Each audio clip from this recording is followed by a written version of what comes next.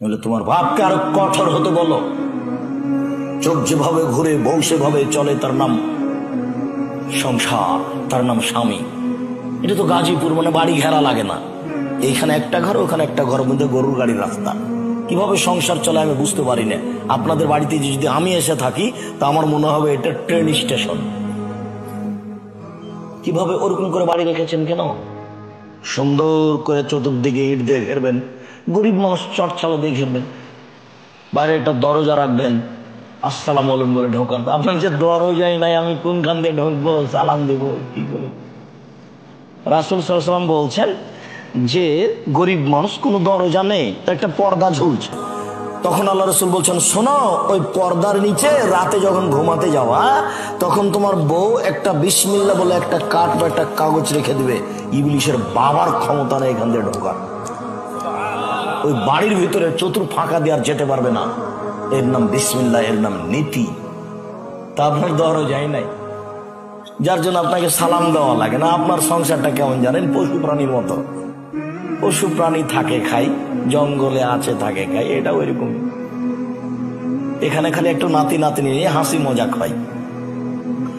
ইবনে আব্বাস রাদিয়াল্লাহু তাআলা আনহু বলেন, রাসূল সাল্লাল্লাহু আলাইহি সাল্লাম বলেছেন, আইনানে লা তামাসসাহুমান নার, দুই শ্রেণীর মানুষ জাহান্নামে যাবে না। এক, আল্লাহর ভয়ে কাঁদে যে। দুই, আল্লাহর রাস্তায় পাহারা দেয় যে। আবু হুরায়রা রাদিয়াল্লাহু তাআলা আনহু বলেন, রাসূল সাল্লাল্লাহু আলাইহি সাল্লাম বলেছেন, লা ইয়ালজুর রাজুলুন নার বাকা মিন খাশিয়াতিল্লাহ তাইলাজাল লাবানাল ফিদারে। আল্লাহর ভয়ে কাঁদে যে, তার জাহান্নামে যাওয়া ওইরকমই অসম্ভব গাভীর বাঁট ওলান থেকে চাপ দিয়ে দুধ বের করে ভিতরে ঢোকানো যেমন অসম্ভব। গাভীর বাঁট বুঝেন? চাপ দিয়ে দুধ বের করে ভিতরে ঢোকানো যাবে? যাবে না। আল্লাহ নবী বলছেন, আল্লাহর ভয়ে কাঁদে যে, তার জাহান্নামে যাওয়া ওইরকমই অসম্ভব। মুআবিয়া বিন হাওদা রাদিয়াল্লাহু তাআলা আনহু বলেন, রাসূল সাল্লাল্লাহু আলাইহি ওয়াসাল্লাম বলেছেন, সালাসাতু ওয়াইলুন লা তারাহুমান নার, তিন শ্রেণীর মানুষ জাহান্নাম চোখে দেখবে না। তিন শ্রেণীর মানুষ জান্নাতে যাবেই যাবে। তিন শ্রেণীর মানুষ জান্নাতে যাবেই যাবে। এক, বাকাত মিন খাশিয়াতিল্লাহ, ওই মানুষ যে আল্লাহর ভয়ে কাঁদে। দুই, হারাসাত ফি সাবিলিল্লাহ, ওই মানুষ যে আল্লাহর রাস্তায় পাহারা দেয়। তিন, গাজাতান মাহারিমিল্লাহ, ওই মানুষ যে অপর বেগানা নারীকে দেখে চক্ষু নিচু করে। অপর নারীকে দেখে চক্ষু নিচু করে। রাসূল সাল্লাল্লাহু আলাইহি ওয়াসাল্লাম বলেন, 6টা কাজ করো তোমরা, জান্নাতে আমি নিয়ে যাব। কিভাবে নিয়ে যাব সেটা আমার ব্যাপার। এক, কথা বললে সত্য কথা বলো। দুই, আমানত রাখা হলে সময় দিয়ে দাও। তিন, মানুষের সাথে ওয়াদা করলে পূর্ণ করো। চার, জেনায় লিপ্ত হয়েও না। পাঁচ, হাত সংবরণ করে রাখো, ক্ষমতা দেখায় না। ছয়, চক্ষু নিচু করো বেগানা নারীকে দেখে, অপর মহিলাকে দেখে চক্ষু নিচু করো। কিভাবে জান্নাতে নিয়ে যেতে হবে সেটা আমার ব্যাপার। জাবের রাদিয়াল্লাহু তাআলা বলেন, আল্লাহর নবী, হঠাৎ যদি কোনো মহিলার উপরে চোখ পড়ে যায় তাহলে আমি কি করবো? আল্লাহর নবী, হঠাৎ চোখ পড়ে গেছে, আল্লাহ নবী বললেন যে তুমি মুখটা ফিরিয়ে দিবা, হয়ে গেল। তো আপনার বাড়িতে টিভি আছে, তো টিভিতে আপনি খবর শুনছেন, তো ওই রং মাখানো মহিলার দিকে তাকিয়ে আপনি খবর শুনবেন, তখন আপনার ইমান তাজা? যদি খবর শুনতেই হয় টিভির খবর, তাহলে এভাবে বসতে হবে। তাছাড়া আপনার ইমান কাজ করছে পতিতালয়ের মেয়ের উপরে চোখ রেখে, তুমি ভয় পাচ্ছ? টিভির পর্দায় যে বক্তব্য দিচ্ছে, খবর পড়ছে, আমি তাকে পতিতালয়ের মহিলা বলেছি, সেই জন্য তোমার সাহস হারাই কেন? মনে রেখো, আমি কোনোদিন অপ্রয়োজনীয় বাক্য ব্যবহার করিনি, আজও করিনি, কোনোদিন ভবিষ্যতেও করব না। দুনিয়াতে দুটা পাপ আছে, মানুষ না করে এই পাপই সব মোবাইলে আছে, সব দিনই প্রায় বলে থাকে। তার একটা পাপ হচ্ছে, কেউ যদি কাকু বলে আসো জুয়া খেলি, খেলেই নি, খালি বলেছে আসো খেলি, তাহলে 10 জন ফকিরকে 100 কেজি করে চাউল দিতে হবে। আপনারা স্টেজে মোবাইল ব্যবহার করিয়েন না এখন দয়া করে, আমরা আলোচনার শেষে চলে এসেছি।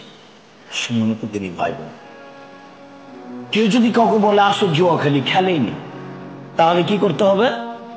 10 জন ফকিরকে সোয়া কেজি করে চাউল দিতে হবে। কোন মহিলা যদি সাজগোজ করে পুরুষের পাশ দিয়ে হেঁটে যায়, আল্লাহ রসুল বলছেন ও ব্যভিচারিণী, ও ব্যভিচারিণী, ও ব্যভিচারিণী, কথাটা আল্লাহ রসুল 2-3 বার বলেছেন। তো সাজগোজ করে পুরুষের পাশ দিয়ে হেঁটে গেলে সে ব্যভিচারিণী হয়ে গেল, আরো রং মেখে টিভির পর্দাতে এসে পৃথিবীর মানুষের সামনে দাঁড়াচ্ছে, তবু সে ব্যভিচারিণী হয়ে ধর্ম কি পাগল হয়ে গেছে? হিসাব রেখো, আমি আব্দুর রাজ্জাক বিন ইউসুফ 90 সাল থেকে নিয়ে এখন পর্যন্ত কোনোদিন অপ্রয়োজনীয় বাক্য বলিনি। আমার এইটাই সবসময় হিসাব থাকে, কথার আমি জবাব দেওয়ার জন্য প্রস্তুত রয়েছি। আমি ইউসুফ জিল্লাখার কোনো কাহিনী বলতে আসিনি এখানে। যখন তখনই বলেছি একটা বাক্যকে 1 কোটি টাকা মূল্য হিসাব করে বসে থাকতে হবে।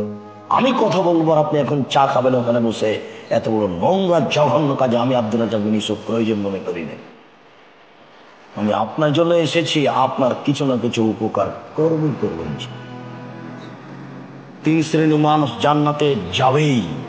তার 1 শ্রেণীর মানুষ অপর নারীকে দেখে চক্ষু নিচু করে, যে একটু লজ্জা করে চলেন। বউ দিয়ে বাজার করেন কেন? গাজুর বাড়ি অনেক টাকা পয়সা রেখেছেন, কাজের লোক দিয়ে বাজার করেন।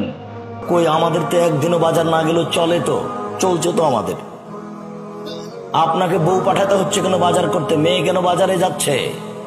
রাস্তাতে মেয়ে কেন ধাক্কা খাচ্ছে? আপনার স্ত্রী সাজগোজ করে আইলা মাইলা আসকারা মাস্কারা চোখে মুখে লাগিয়ে রিক্সাতে উঠে বাজারে যাচ্ছে, আরে রিক্সা ভোগ করছে। আপনার বউকে টাকা দিয়েছেন আপনি, মোহর দিয়েছেন আপনি, আপনাকে খারাপ লাগে না? ছি ছি ছি ছি ছি ছি ছি ছি, আস্তাগফিরুল্লাহ। আমাদের বইয়ের গায়ের যদি একটু আর একজনের খালি গায়ের একটু আঁচড় লেগে যায়, তাহলে অজ্ঞান হয়ে যায়, ইন্না লিল্লাহি ওয়া ইন্না ইলাইহি, কি হয়ে গেল যায়। আর পুরুষ মনে করেন না, নিজেকে পুরুষ মনে করেন না। আপনার বউ আছে একটা, আর একজনের সামনে ঘুরে কি করে, খারাপ লাগে না?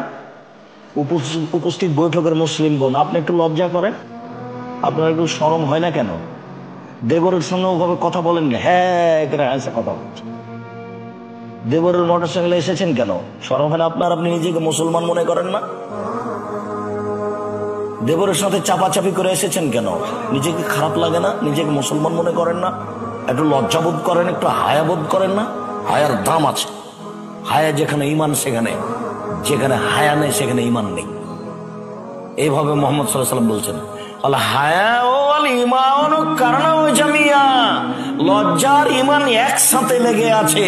এই যা রফে আহাদম রফেল আখারো, একটা উঠে গেলে আর একটা চলে যাবে। এটা আমি অনুবাদক, 1450 বছর পূর্বে মোহাম্মদ সাল্লাল্লাহু আলাইহি ওয়াসাল্লাম একথাই বলেছেন। সম্মানিত দিনী ভাই বোন, একটু দেখেন, রাসূল সাল্লাল্লাহু আলাইহি ওয়াসাল্লাম বলেন, লাইসা শাইউন আহাব্বা ইলাল্লাহি মিন কাতরাতাইহি ওয়া সারাইনি। 2টি বিন্দু ফোঁটা আল্লাহর কাছে যত প্রিয়, পৃথিবীর কোনো কিছু আল্লাহর কাছে তত প্রিয় নয়। 2টি চিহ্ন দাগ আল্লাহর কাছে যত প্রিয়, পৃথিবীর কোনো কিছু আল্লাহর কাছে তত প্রিয় নয়। 1 কাতরাতু দামিন মিন খাশিয়াতিল্লাহ, আল্লাহর ভয়ে 1 ফোঁটা চোখের পানি। আল্লাহর ভয়ে 1 ফোঁটা চোখের পানি আল্লাহর কাছে যত প্রিয়, কোটি টাকা দান করা কাজটি আল্লাহর কাছে তত প্রিয় নয়। 1 ফোঁটা চোখের পানি আল্লাহর কাছে যত প্রিয়, 4 লক্ষ টাকা খরচ করে হজ করা কাজটি আল্লাহর কাছে তত প্রিয় নয়, যদিও হজ খরচ। 2 1 ফোঁটা গায়ের রক্ত আল্লাহর রাস্তায়। 3 যুদ্ধে নেমে ফেটে যাওয়া কেটে যাওয়া দাগ।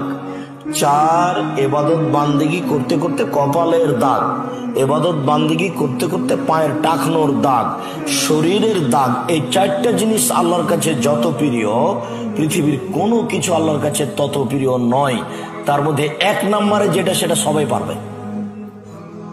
বলেন তো 1 নম্বরে কি? 1 ফোঁটা চোখের পানি। আজকের আলোচনার শেষ হাদিস, আবু হুরায়রা রাদিয়াল্লাহু তাআলা আনহু বলেন, এই বাচ্চা, কেন আমাদের ছেলেরা কি পাহারা দেয় না নাকি? যারা তোমরা দায়িত্ব পালন করছো তারা কি করছো? তার মানে ওখানে বাচ্চা দৌড়াদৌড়ি করছে, সেটা আমি ঠেকাবো?